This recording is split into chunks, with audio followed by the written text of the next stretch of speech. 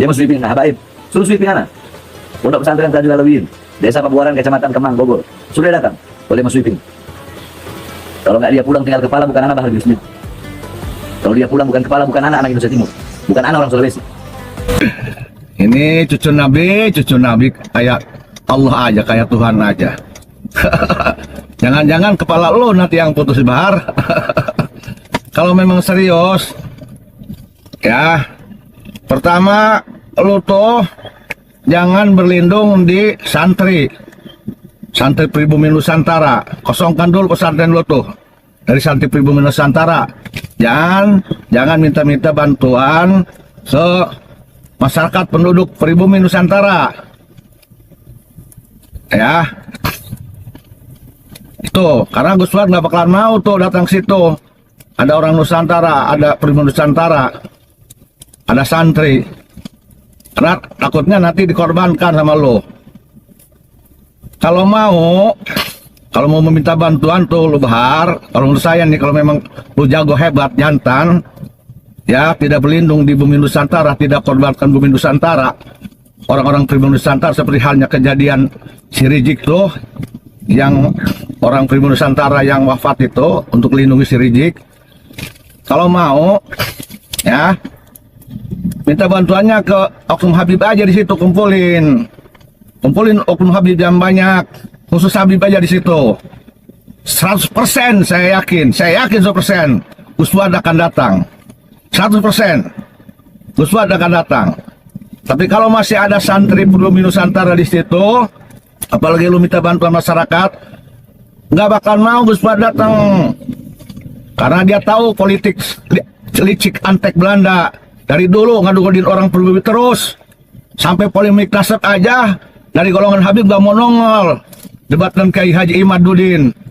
Yang dimunculkan, dibayar-bayar, ya disogok-sogok itu orang pribumi. Suruh merosting kiai-kiai.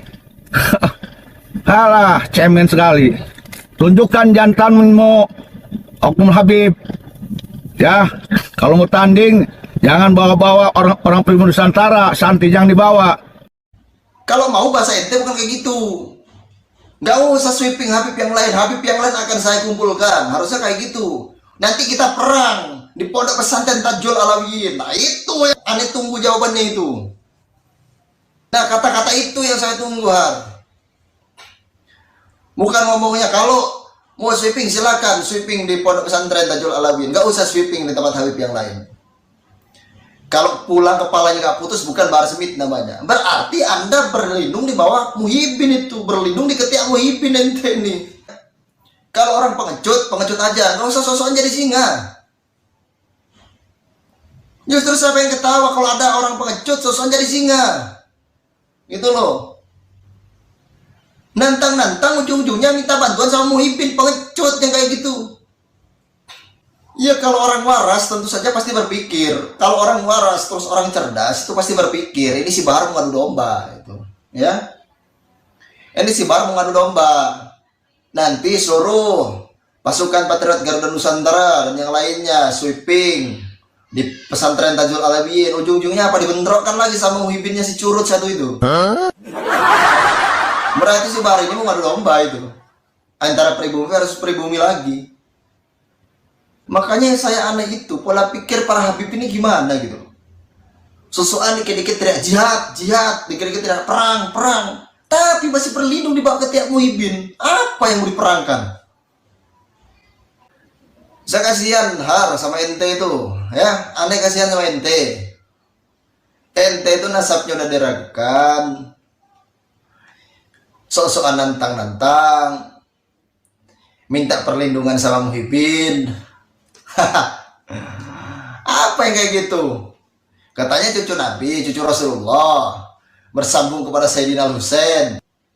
Jadi nggak pas lah. Kalau cucu Nabi, ngaku sakti, ngaku hebat ilmunya, berangkat sendiri. Nggak perlu Bapak Muhyiddin teriak-teriak lagi ceramah. Ceritanya ada yang mau sweeping nih. Itu kan berarti memprovokasi. Nanti seolah-olah Muhyiddin itu melindungi.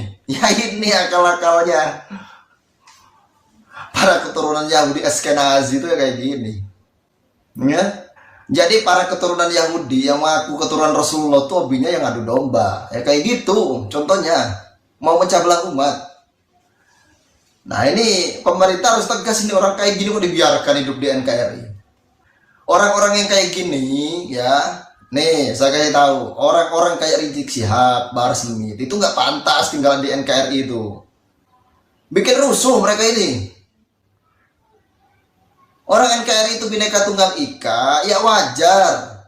Berbeda agama, berbeda suku, berbeda adat istiadat, berbeda budaya, berbeda bahasa, ya wajar. Tapi kan gara-gara ada dua orang ini, itu loh, yang dikit-dikit perang, dikit-dikit jihad, bahasanya kan seperti itu. Ini kan orang-orang yang merusak NKRI kalau kata saya ini. Ya benar kata Gus Nuril kemarin, FPI adalah komunis Arab, PKI Arab katanya. Ya benar, nggak salah. Jadi orang-orang kayak Bahar Smith, orang-orang kayak Rizik Syihab ini harusnya nggak usah tinggal di NKRI gitu. Coba dari dulu yang suka memberontak, yang suka nyerang pemerintahan, orang-orangnya siapa? Ya orang-orangnya Bahar Smith, orang-orangnya Rizik Syihab. Dari dulu juga itu. Terus kalau bukan provokasi apa namanya? Coba. Kalau memang mereka pengen perang atau pengen jihad, itu damaikan dulu Yaman itu loh. Negaranya sendiri aja cekcok kayak gitu kok. Pengen nantang-nantang di negara orang. Nggak salah ini ngomong. Ya biar ente pinter sedikit lahar lah. Ya. Kalau emang ente mau nantang, nih ya, aneh kasih tahu. Kalau emang ente mau nantang untuk Bahar Smith ini, satu kata, kumpulkan seluruh habaib yang ada di Indonesia di pondok pesantren ente. Nah, terus ente nggak usah minta bantuan sama Muhyiddin ente, ya. Coba itu berani nggak ente? Jangan nantang-nantang kayak gitu doang. Kalau cuma ngomong kayak gitu, anak TK juga bisa. Paham ente? Kasihan gitu loh. Muhyiddin yang dikadalin ini sama para habib ini, yang dibohongin habis-habisan, apalagi membela para habib. Kalau mereka mati atau mereka gugur, itu matinya bukan mati syahid. Membela habib, mengawal habib, giliran mati bukan mati syahid, mati konyol. Karena apa? Yang dikawal itu, yang dibela itu zuriat palsu. Tidak ada ketersambungan kepada baginda Nabi Muhammad. Saya ngomong berkali-kali. Mati konyol, bukan mati syahid, ya. Jadi kalau ada yang bertanya, kalau seandainya kita membela atau mengawal para habib di saat kita meninggal, apakah itu mati syahid? Mati konyol, ya. Saya ngomong ini. Habib itu bukan curian Nabi kok. Hasil tes DNA-nya juga udah jelas. Haplogrupnya juga ke arah Yahudi Askenazi, bukan ke Arab. Lah terus yang kayak gitu kok dikawal? Coba. Kan kita umat Rasulullah ini harus pintar, cerdas. Nasab Rasulullah itu wajib dijaga kemurniannya, wajib dijaga kesuciannya. Tapi kan zaman sekarang banyak orang yang mengatakan, bahkan ngaku-ngaku sebagai cucu Nabi Muhammad, tapi adab dan akhlaknya nggak ada. Itu loh. Nah dikomentari pula, ada yang komentari, itu kan 1-2 habib katanya.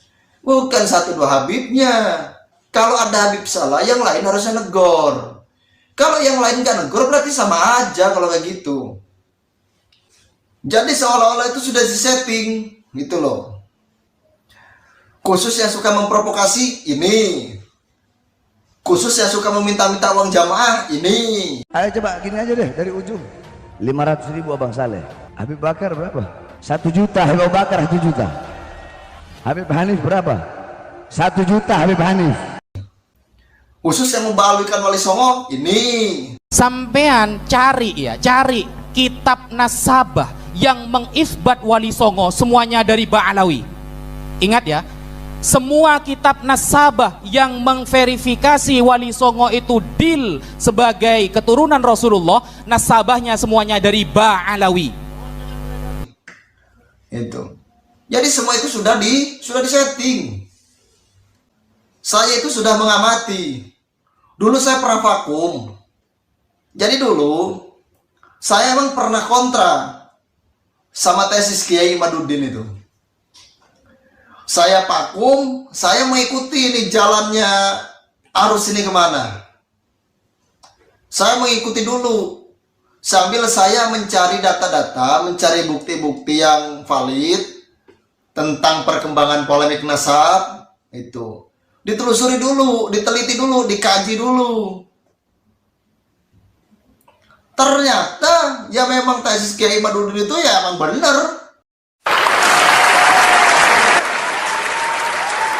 Dulu saya menolak gitu tesis Kiai Imaduddin itu. Pas dilihat referensi-referensinya ternyata ya valid gitu. Dengan orang yang ngoreksi-ngoreksi tesis Kiai Imaduddin, menyalah-nyalakan tesis Kiai Imaduddin itu nggak akan nyambung. Sampai kiamat kurang setengah detik juga nggak akan nyambung gitu. Karena apa ya? Karena mereka udah jadi budak, udah jadi jongos, udah jadi kacung. Mbak Alwi udah susah. Siapapun yang sudah jadi budak, sudah jadi kacung, sudah jadi jongos itu susah, nggak akan bisa disadarkan. Sampai kiamat kurang setengah detik tuh nggak akan bisa disadarkan. Apalagi orang yang sudah menjilat kaki Habib itu susah itu. Nah orang-orang seperti itu kan kasihan. Ya, kita kan kasihan sama orang-orang seperti itu. Apakah orang-orang seperti itu harus dibiarkan? Apakah orang-orang seperti itu kita biarkan? Kan kasihan. Tapi orang kita nasihati baik-baik, mereka malah menolak. Mereka malah ngata-ngatain, yang dibilang tolol lah, yang dibilang goblok, yang dibilang inilah. Kan mereka mengatakan seperti itu. Lah diemlah katanya. Ente ini nggak bisa baca kitab. Kayak gitu kok mau nasihatin orang. Oh alah. Ya kayak gitu ya, kira-kira ya. Pulang saya. Mama gigit nih.